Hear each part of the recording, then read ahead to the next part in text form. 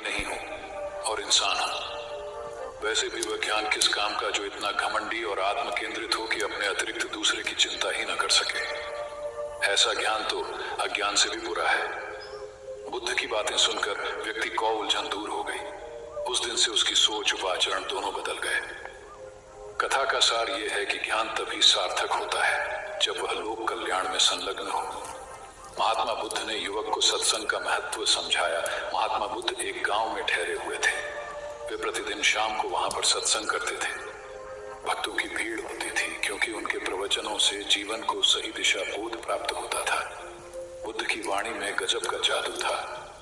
तब बुद्ध ने उसे समझाया, यदि इसी तरह उसे पानी में निरंतर डालते रहोगे तो कुछ ही दिनों में ये छेद फूलकर बंद हो जाएंगे और टोकरी में पानी भर पाओगे। इसी प्रकार जो निरंतर सत्संग करते हैं उनका मन एक दिन अवश्य निर्मल हो जाता है। अवगुणों के छिद्र भरने लगते हैं और गुणों का जल भरने लगता है। युवक ने बुद्ध से अपनी समस्या का समाधान पा लिया। निरंतर सत्संग से दुर्जन भी सज्जन हो जाते हैं क्योंकि महापुरुषों की पवित्र वाणी उनके मानसिक विकारों को दूर कर उनमें सद्विचारों का आलोक प्रसारित कर देती है। एक आदमी को बुद्ध ने सुझाव दिया कि दूर से पानी लाते हो, क्यों नहीं अपने घर के पास एक कुआं खोद लेते? हमेशा के लिए पानी की समस्या से छुटकारा मिल जाएगा। सलाह मानकर उस आदमी ने कुआं खोदना शुरू किया, लेकिन 7-8 फीट खोदने के बाद उसे पानी तो क्या, गीली मिट्टी का भी चिन्ह नहीं मिला। उसने वह जगह छोड़कर दूसरी जगह खुदाई शुरू की, लेकिन 10 फीट खोदने के बाद भी उसमें पानी नहीं निकला। उसने फिर तीसरी जगह कुआं खोदना शुरू किया, लेकिन यहाँ भी उसे निराशा ही हाथ लगी। इस क्रम में उसने 8-10 फीट के 10 कुएं खोद डाले, लेकिन पानी कहीं नहीं मिला। वह निराश होकर बुद्ध के पास गया।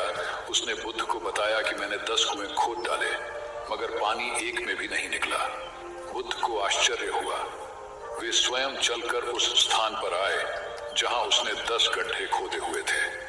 बुद्ध ने उन गड्ढों की गहराई देखी और सारा माजरा समझ गए। फिर वे बोले, 10 कुएं खोदने की बजाय एक कुएं में ही तुम अपना सारा परिश्रम लगाते तो पानी कब का मिल गया होता। तुम सब गड्ढों को बंद कर दो, केवल एक को गहरा करते जाओ, पानी निकल आएगा। उसने बुद्ध को बात मानकर ऐसा ही किया। परिणाम स्वरूप कुआं पूर्ण होते ही पानी निकल आया। सबने भगवान बुद्ध की जय जयकार की।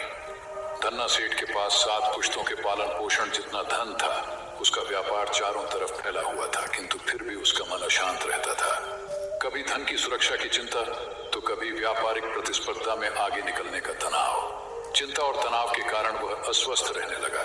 उसके मित्र ने उसकी गिरत